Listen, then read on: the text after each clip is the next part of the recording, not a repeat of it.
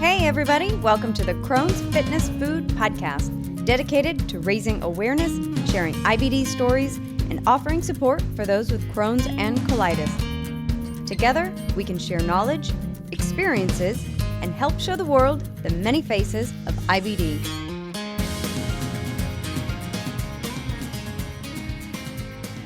Well, hi, everybody. Welcome to the Crohn's Fitness Food Podcast. I'm your host, Stephanie Gish, Crohn's warrior since 2006, and diagnosed with IgA nephropathy in 2021. So it's been a while since I've had my last podcast, and I am sorry about that, guys. I know a lot of you have reached out to me and asked if I'm going to be doing them again, and yes, I definitely want to. This is a passion project of mine. I love doing the podcasts. I love getting to hear all of the different stories of my fellow IBD warriors. And so, yes, I am going to do these again. And this is just a solo cast today. So I figured this is a great way to get back into it, make sure all the equipment is working, and just kind of get my feet wet again. So this past year, I haven't had that many podcasts. We all know it's been a pandemic, and you would think that because I'm working at home, you would think I have all the time in the world and I could just whip out some podcasts real quick. But what I do, not many of you guys know this, but I do communications and marketing for a private school.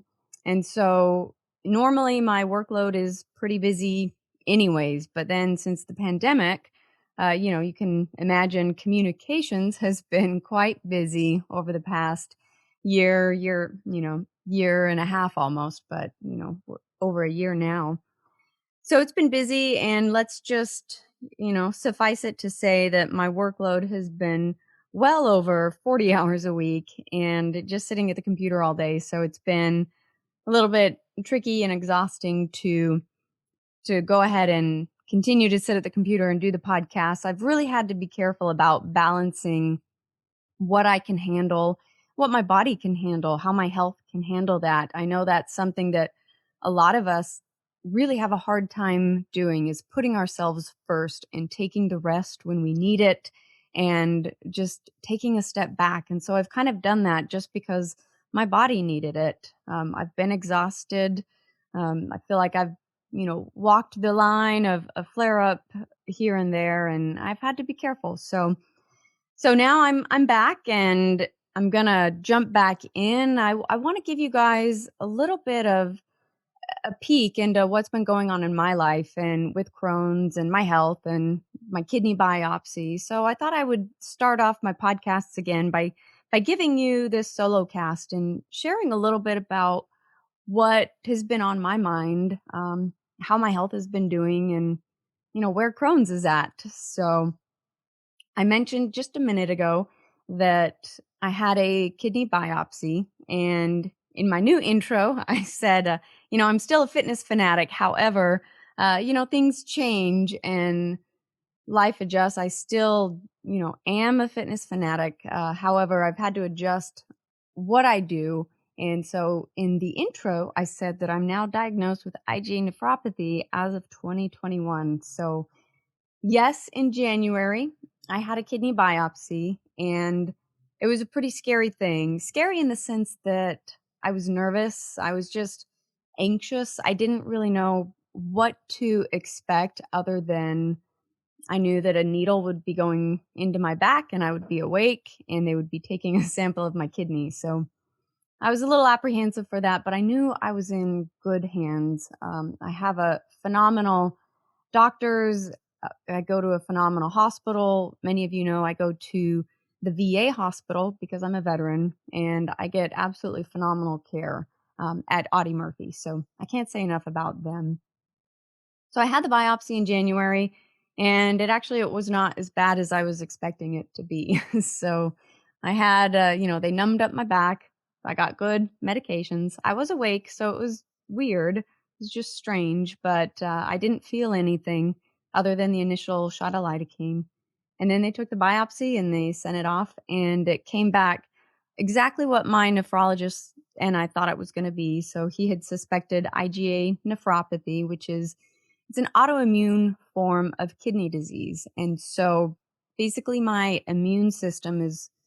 everybody's immune system creates these immunoglobulins, So for me, I guess all my immunoglobulins are getting stuck together, and then they get stuck in all of the kidney filters, and that's what's damaging all those teeny tiny filters in the kidney and making my kidney function decline. So it's a long process, and it's just kind of a wait and see. The good news is that mine does not look like it's aggressive. So that's good in the sense that, I'm not looking at dialysis immediately. That would be another scary thing, but it's still there. And so now it's kind of a wait and see what happens. Maybe over 10 years, it continues to decline. Maybe it takes 20, and maybe that's when I end up on dialysis. Or maybe there's a chance that it just stays where it is and nothing has to happen. So that's, it's been interesting because I knew that that's what we were expecting, and I was okay with the diagnosis, and it is what it is. And so I've been okay with that. And so now I'm taking losartan. So it's a blood pressure medication. And what it does is it dilates the veins that come out of the kidney. And so it helps for more of the blood and protein to pass through without spilling. So that was one of the big red flags, I guess, on my recent lab work that I've been having done, is that in my urine there was protein. So I was starting to spill protein.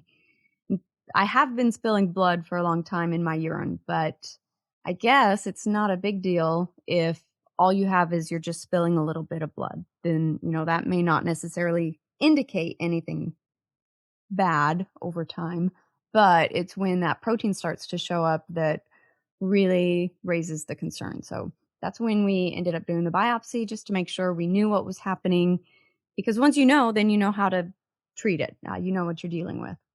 So I'm taking losartan, and I say that because, I get asked a lot about why I chose to come off medications for my Crohn's disease. And that was a choice that I don't advocate one way or the other. I think, IBD is very individual. And if there's one thing I've learned from doing all of these podcasts, is that every one of us has such a unique story and such a unique path that this disease takes us on, that there is no one right answer. And nothing stays the same. I mean, this journey of IBD is a constant guessing game, and we're always wondering what's around the next corner. So I mentioned I'm taking losartan, so I'm technically on medications again, but it's a medication for my kidneys and the IgA nephropathy. But people ask about why I'm not taking medications for Crohn's disease, and that was a decision that I put a lot of thought into, and I'm certainly willing to go back on medication if my Crohn's disease flares up again and things get serious. I've been really lucky, knock on wood, that for the last few years I've been able to control my symptoms. And in hindsight, honestly, I don't know if that's really just luck. That's just the current situation that I'm in. And, every day I'm almost waiting for the other shoe to drop. For those of you who have been listening to this podcast for a while, I've had Logan Crumrine on a couple of times. And his story, his journey really sticks with me. He's always in the back of my mind because if you recall from his story, he went about 20 years just with no symptoms, and his Crohn's was quiet. And we fall into that, a lot of us fall into that trap where it feels like I don't have Crohn's anymore. But, and we forget that we have it sometimes. And he went 20 years and he didn't have any symptoms and he just lived his life. And then, bam, Crohn's decided it was time to flare up again. And it ended up being so bad that he filed for disability. And that was a long process. And that's what the second podcast I did with him was all about filing for disability and that process in his journey. So in the back of my head, I'm always wondering, what am I doing with my Crohn's, and how much of what I'm doing is really helping? How much of it is just chance and luck that this is I'm okay right now, but at any minute, things could change. And I recognize that and I accept that. And so when people ask me why I'm not on medications right now, it's pretty much because I'm in remission and I'm able to control my symptoms. And that could change tomorrow. I mean, it could change tonight. Many of us know how quickly this disease came on the first time. So we never know. But I'm okay with the not knowing, and I'm okay with where I'm at now. And I'm certainly willing to go back on medication if that needs to be where I'm at. And so I want everyone to know that, there's a lot of voices, there's a lot of opinions out there, and there's a lot of people doing a lot of different things for ways to control their IBD. And some things are helping, and some things don't. And so I think it's important for each and every one of us to remember that our journey is unique and we're all going to be doing what is right for our own selves. And so if you're on medication, I think that's wonderful and it is helping so many people. And I want that to be a positive thing. If you're not on medication and you're doing well, that's also a wonderful thing and that's exciting. But no matter where you're at on that spectrum, I want you to always keep a doctor in your back pocket.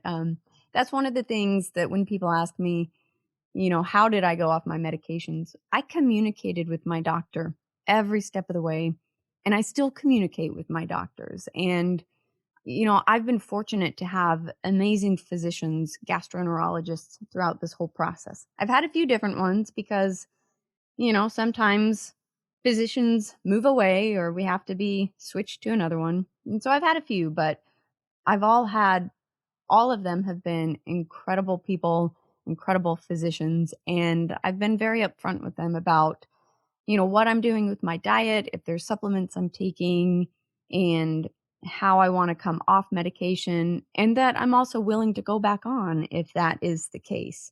And so I see my doctor at least once a year, just a regular checkup. I still get my colonoscopies every 2 years. I have one coming up next month, so that's always an exciting time.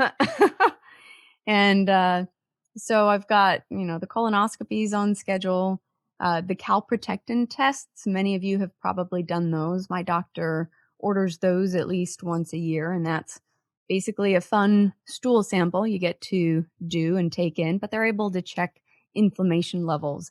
And so that's the important thing is just making sure that wherever you're at in your journey, that you have the support network that you need, that you're monitoring all aspects of your disease and making the decision that's right for you. So I kind of went off on, I don't know, a tangent there. This is what happens when I just start talking to myself and I don't really have any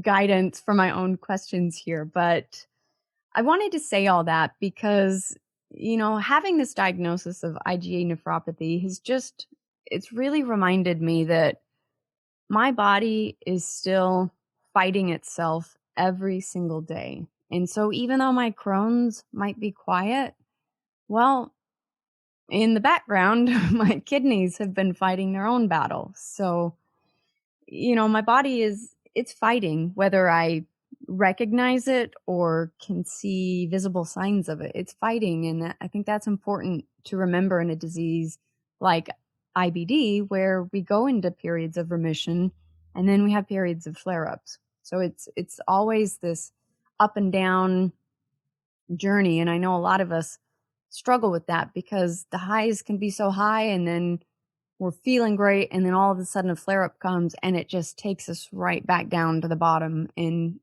it's hard. It's very depressing sometimes. It's an emotional roller coaster. And so when you go through those, just remember that you're not alone. We go through all those things together. Some of you know, if you watch my Instagram, I posted another post a few months ago. So apparently another issue I have is hidradenitis suppurative, I think is how you pronounce it. And I didn't even know it was a thing, but when I was ever since I was a teenager, I used to get these cysts that would develop under my armpits, and they would just become infected, and they were cysts and painful and terrible. And apparently my mom got them too when she was younger, which I didn't realize until just recently. I was telling her about this. But I guess it is just another immune malfunction, I guess.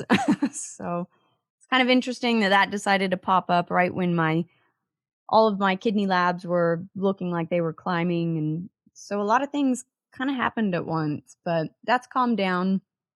And my kidney stuff, we're watching it on the medication. So doing what I can there. And Crohn's, I'm just taking that day by day, and we'll see what happens next. So right now I'm controlling the symptoms, but one of the things my doctor, and I have a phenomenal doctor, I've had her for about a year. She's young, she's got a lot of energy, she's so knowledgeable. She's an IBD specialist, and every time I talk with her, she's just so eager to share information with me. And I love that in having a doctor that's like that. I think it's a partnership. And so if you don't have that with your doctor, I want you to find that, because having that communication to really feel like you have a team member with you is so important. And so I tell her everything that I'm doing, my exercise, what I'm eating, the supplements I'm taking.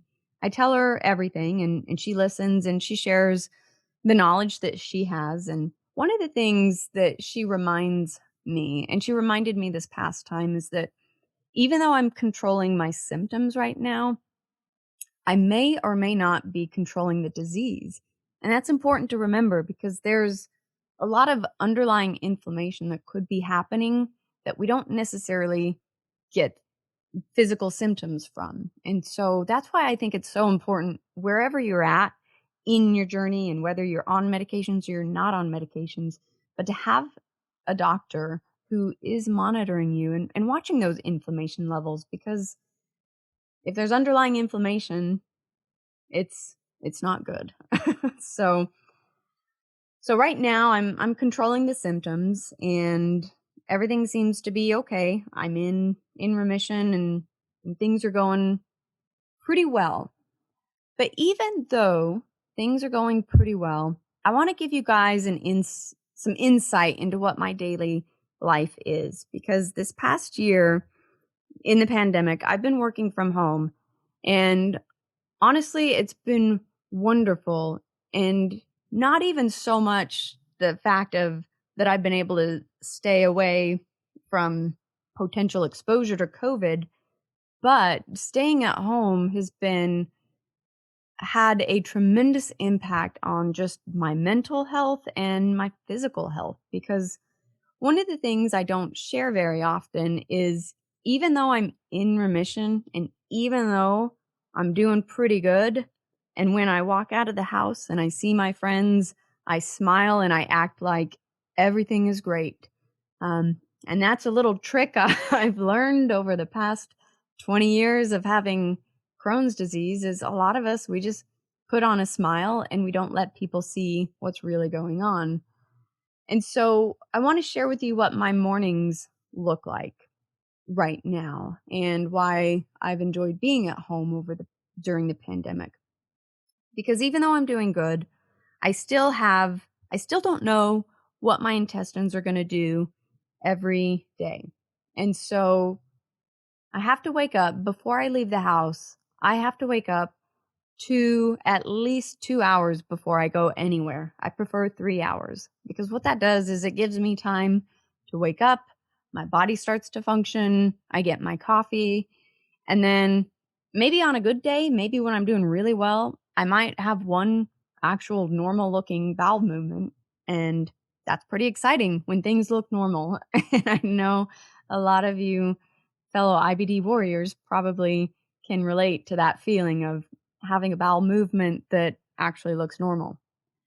But that's not all the time. And usually that's not the way it is. And so I'll have 2 or 3 times in the morning where I'll have a bowel movement, and it's looser. Sometimes it's very loose. Sometimes it's just all right, but it's certainly not normal looking. And it'll happen 2 or 3 times. So maybe I have to go to the bathroom, a bowel movement 3 times in the morning before I can leave the house.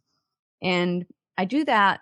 That's why I wake up 3 hours before I go anywhere, because for me, even after all this time, I still don't want to be at work in a stall with someone next to me, um, you know, having to go to the bathroom and have urgency and whatnot. But I've learned that if I can make it through that morning, have my 2 or 3 bowel movements if necessary, then my body seems to be okay for the rest of the day, and then I can function and not worry. But even then, if I do go out, if I have my morning routine, and then if I leave the house, say I go to work, I still don't eat. When I leave the house, I don't like to eat out. I don't like to eat places. I don't like to be far away from home eating. Even though I know certain foods are still my safe foods, I still struggle with, what if something changes and here I am, I'm an hour away from home and I'm not in my comfort zone. So I share those things because even though day in, day out, if you follow my Instagram or my blog, you might see me smiling and think, oh my gosh, she's in remission and she has no symptoms and everything is, perfectly normal. It might look like that, but I want to remind everyone that that's not the case. Like on the inside, I still struggle every single day with what it is I'm eating, how I'm going to feel, and going to the bathroom. And it's just something that even after all this time, I can't get away from. And even though I'm technically in remission, that doesn't mean I have free license to eat what I want and do what I want. I still have the consequences of eating foods that I know are my trigger foods and just dealing with life every day. And stress, we all know that stress has a huge impact on our bodies. And for many of us, it is a trigger for a flare up. So, things look good on the outside. And granted, if I can have my 2 to 3 hours of peace and quiet in the morning and I can have my routine of having my coffee and going to the bathroom and not being worried about anybody hearing me or being around, then I seem to be okay for the day. But that's my current status quo, I suppose. And I don't know how long that'll last. Some days there's mucus in there. I have not had blood in my bowel movements for a long time, so that's a good sign, but it's not a great sign because things are not, they're not normal every day. So it's just part of the things that we struggle with IBD. And I just want to share that, even when we look great on the outside, sometimes on the inside, things are not great. But so that's been nice for me this past year. I've been able to, being at home, I wake up, I start working on the computer, and I have those couple of hours to just let my body do the process that it needs to do. And then granted, I'm still at home for the rest of the day, but I'm not really a social person. And so I'm happy to be, I'm an introvert. And so I'm happy to be at home, and the Zoom meetings give me that sense of connection. And every once in a while I'll venture out, but I'm happy with happy how it's been.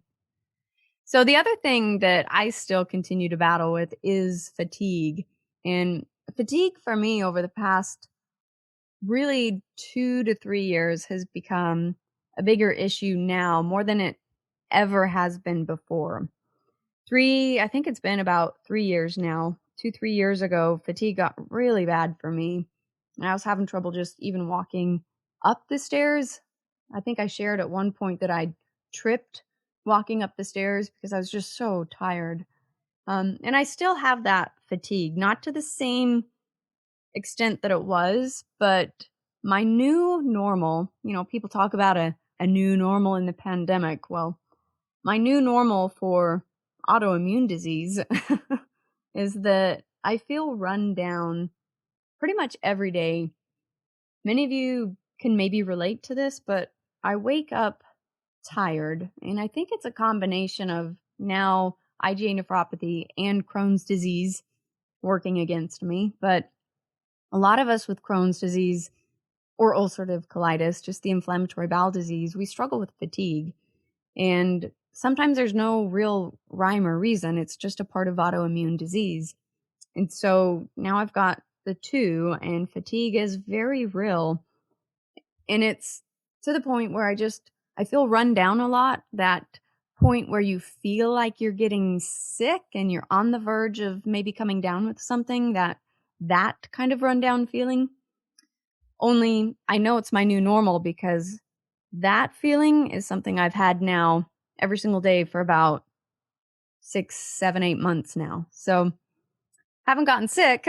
I just feel like I'm run down and on the brink of feeling sick. So when I haven't been working, I've taken a lot of time to just rest. And that's been a part of the reason why the podcasts have been on pause lately. And again, I'm sorry about that.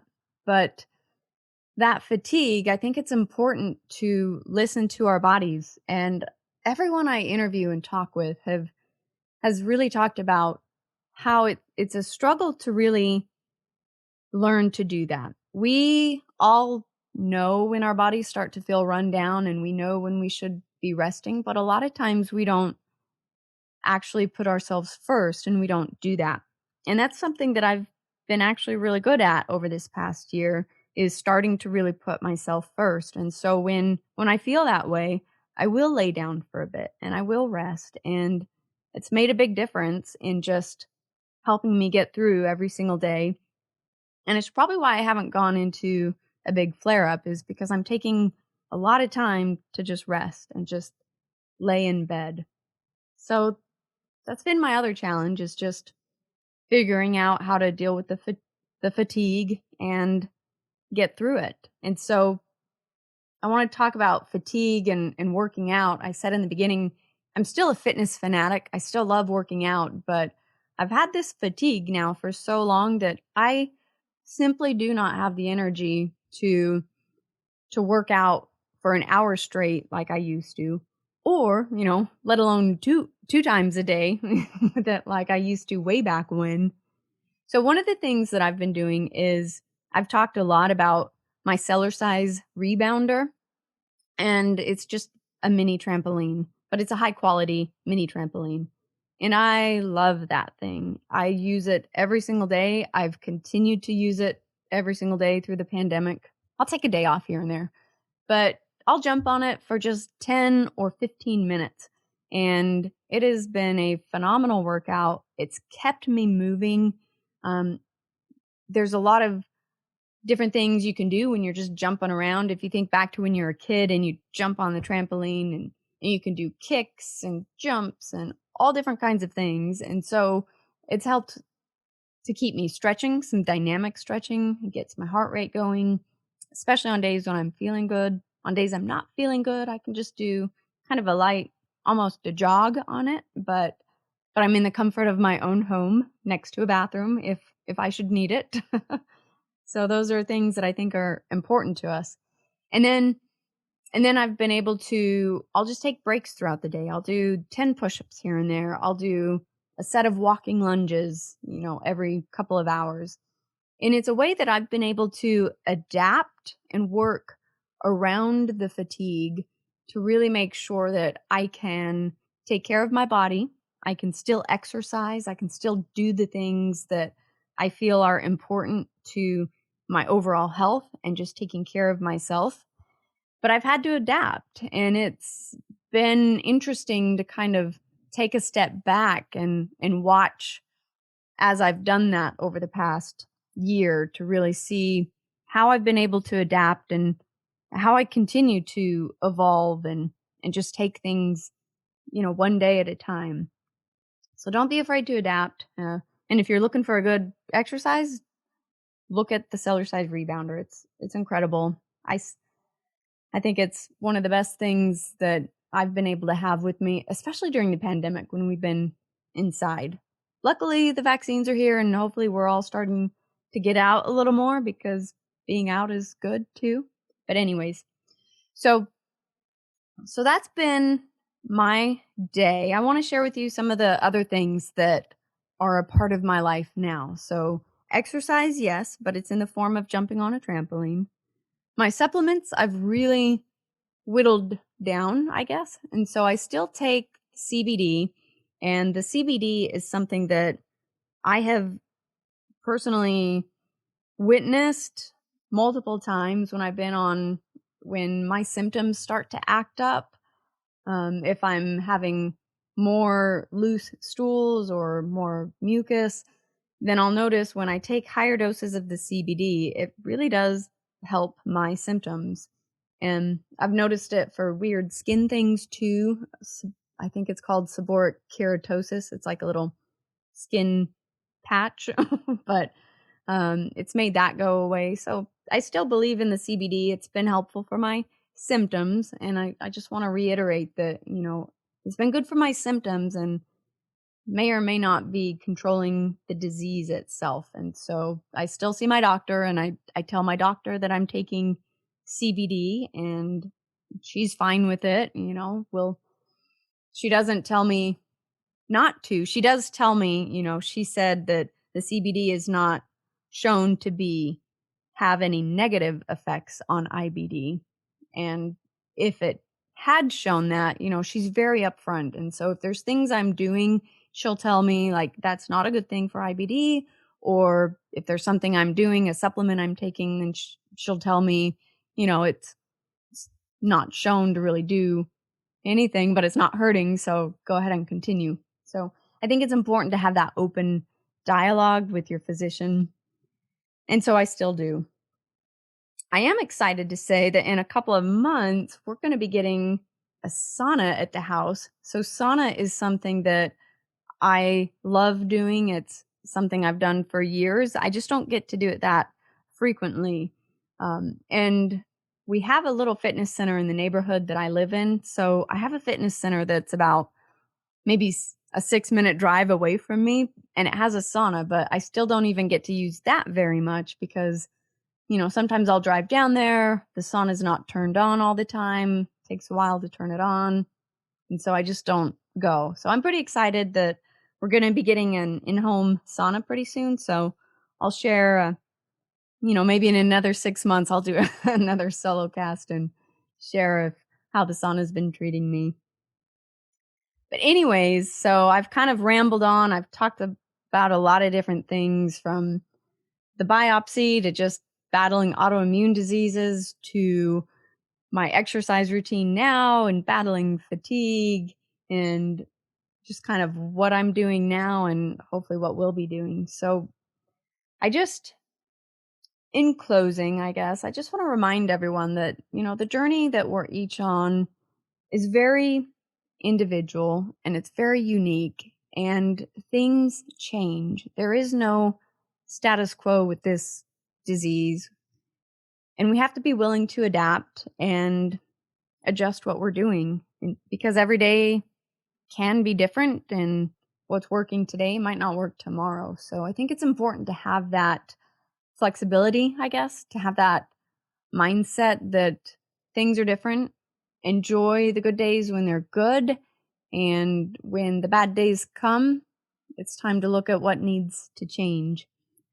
So I hope all of you are doing well. I hope this pandemic is ending for all of us and life can resume maybe more normalcy. We'll see.